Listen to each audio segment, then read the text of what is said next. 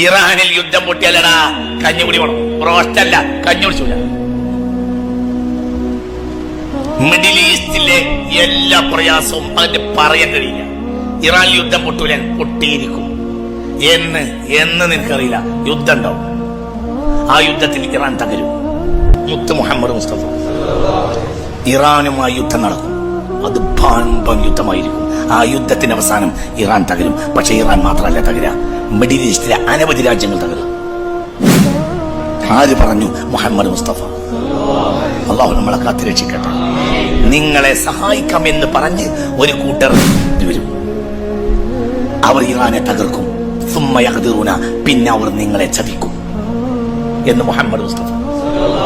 മനസ്സിലായോ പറഞ്ഞത്? അവർ ഇറാനെ മാത്രമല്ല തകർക്കുക, അവർ കാരണം അറബ് ലോകം മുഴുവനും തകർന്നു. എല്ലാവരും പറയുന്നത് മഹ്ദി ഇമാം അടുത്ത് വരുന്നാണ്. മഹ്ദി ഇമാം വരുന്നല്ലടാ, ബരണ്ടെന്ന് പറയണ എങ്ങായി. മഹ്ദി ഇമാം വരുന്ന് പറയുന്നേക്കാൾ നല്ല ബരണ്ടെന്ന് പറയലാണോ? അതിന്റെ മൂലം എങ്ങനെ ഞങ്ങൾ പറയുന്നത്? ലാ യഖ്റുജുൽ മഹ്ദി ഹത്താ യസൂല മുൽകുൽ അറബ്. അറബ് ലോകത്തിന്റെ മുഴുവനും അധികാര രാജ്യങ്ങൾ നഷ്ടപ്പെടാതെ മഹ്ദി പുറത്തു വരികയില്ലെന്ന് മുഹമ്മദ് മുസ്തഫ. വരണ്ടേ പറ.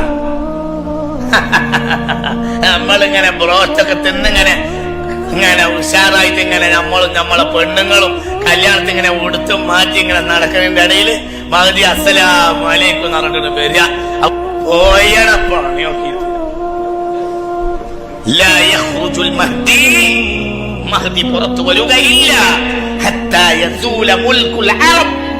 അറബ് രാജ്യത്തിലെ ഒരു രാജ്യത്തിനും അധികാരം നഷ്ടപ്പെടാതെ ഒരു രാജ്യം ഉണ്ടാവില്ല. ആര് വരുമ്പോൾ? മഹ്ദി വരുമ്പോൾ എന്ന് മുഹമ്മദ് മുസ്തഫ. എനിക്ക് പറയാം, മഹ്ദി വരണവരന്റെ വന്നിരിക്കും.